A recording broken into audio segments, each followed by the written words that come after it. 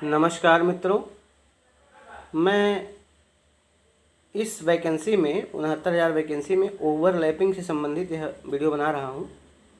Overlapping क्या होती है?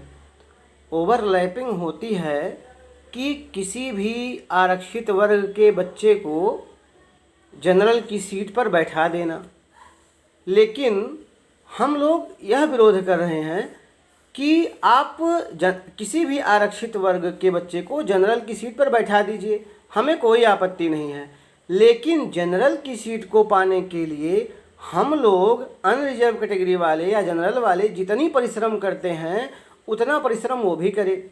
उसका भी यूपी टेट में 90 से ऊपर नंबर हो, उसका भी सुपर टेट में 97 या 97 से ऊपर नंबर हो, उसको उम्र में छूट ना दी गई हो, उसको फीस में छूट ना दी गई हो, तो वह ओवरलैपिंग करे, उसको आप जनरल की सीट दो, हमें कोई आपत्ति नहीं है।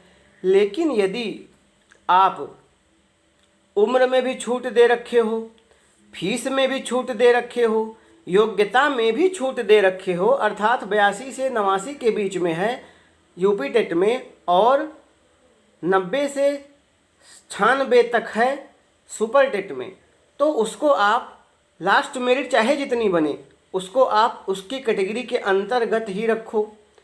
ये जनरल कैंडिडेट या सवर्ड कैंडिडेटों का मांगना है, तो इसमें क्या बुराई है भाई साहब? आप खुद सोचिए, यदि जनरल कैंडिडेट भी 82 से 89 के बीच में पास माना जाता तो आज कितनी संख्या में सवर्ण होता पास। और इसी परीक्षा में यदि SC ST OBC की तरह 90 से 96 के बीच सवर्ण को भी पास किया जाता तो कितनी संख्या होती सवर्णों की? लगभग 1 लाख से ऊपर पहुंच जाते लोग। और बहुत से बच्चे ऐसे हैं सवर्ण के जो 96 नंबर पाके 94 नंबर पाके फेल तो हो गए, लेकिन उनकी मेरिट एकेडमिक 34-35 बन रही है। अगर उनको भी पास कर दिया जाता तो वो सब 70+ हो जाते। तो क्या OBC के बच्चे जनरल में आ पाते? बहुत ही कम आ पाते। तो ये कहने का तात्पर्य है ओवरलैपिंग इस प्रकार से रोक दी जाए। और ऐसा ही आदेश सुप्रीम कोर्ट का भी है और ऐसा ही आदेश हाई कोर्ट का भी है कि ओवरलैपिंग होगी, लेकिन कंडीशन जो सवर्ण की सीटों का है या जनरल की सीटों का है उसको हम सवर्ण की सीट तो नहीं कह सकते या जनरल की सीट नहीं कह सकते। जो अनरिजर्व सीटें हैं उन पर जो लोग योग्य हैं, अर्थात जो लोग किसी भी प्रकार से छूट नहीं लिए हैं, ना तो यूपी टेट में, ना तो सुपर टेट में, ना तो अपने आयु में, उनको वह सीट दी जाए। लेकिन जो लोग किसी भी प्रकार से छूट ले चुके हैं एक बार, चाहे यूपी टेट में, चाहे सुपर टेट में, चाहे उम्र में, चाहे फीस में, उनको आप अनरिजर्व की सीट मत दीजिए, उनको आप उनकी ही कैटेगरी में रखिए। भाई कितनी बार आपको सहायता दी जाएगी? कितनी बार? एक ही परीक्षा में 5-5 चरणों में आप ले रहे हो छूट, तो ये आपको आगे बढ़ाने का तरीका नहीं है, ये सवर्णों को पीछे करने का तरीका है। क्या संविधान ऐसे ही चलेगा? संविधान में यही लिखा है, संविधान में सिर्फ एक चरण में आप आरक्षण दे सकते हैं, ऐसा वर्णित है।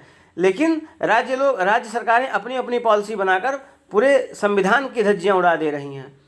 इसी पर हाई कोर्ट और सुप्रीम कोर्ट ने फैसला दिया था कि किसी भी प्रकार से बच्चा यदि सामान्य की श्रेणी लेना चाह रहा है तो उसको सामान्य जैसा परिश्रम करना होगा, कि ना तो किसी प्रकार से छूट लेना होगा, ना तो किसी प्रकार की ऐसी छूट या पहली परीक्षा, दूसरी परीक्षा या तीसरी परीक्षा या जितनी भी परीक्षा होगी चरण की, किसी यदि एक में वह छूट पा गया है तो वह अन्य में लेने का हकदार नहीं है। तो भाई जिन लोगों ने किसी भी प्रकार से छूट नहीं लिया है, चाहे वह जिस कैटेगरी का भी रहा हो, उसे तो जनरल की सीट मिलेगी ही, इसमें कोई आपत्ति नहीं है किसी को भी, सरकार को भी नहीं, हम अभ्यर्थियों को भी नहीं। लेकिन जिसने भी छूट लिया है उसको ओवरलैपिंग ना होने दिया जाए, या वो नहीं होगा, यही कोर्ट का आदेश है। लेकिन समाचार पत्र वाले पूरा नहीं छापते हैं, आधा छाप देते हैं। वैमनस्य का सारा कारण यही समाचार पत्र वाले ही हैं, मीडिया वाले ही हैं। ये आधी बात बताते हैं किसी चीज़ का, ये पूरी बात बताते ही नहीं है। लोगों को कन्फ्यूज़न में रख के ऐसा काम करते हैं। और पार्टियां भी, चाहे जिसकी पार्टी हो, वो भी ऐसे आधे तिहा बताकर सबको उलझा देती हैं। तो कोर्ट का आदेश यही है और संविधान का भी यही मानना है कि जो एक बार आरक्षण का लाभ ले लिया है उसको फिर आरक्षण नहीं मिलेगा। धन्यवाद भाइयों। अगर मेरा सुझाव गलत हो तो कमेंट कीजिए, सही है तो भी कमेंट कीजिए, चैनल को सब्सक्राइब कीजिए ऐसी जानकारी लेने के लिए। धन्यवाद।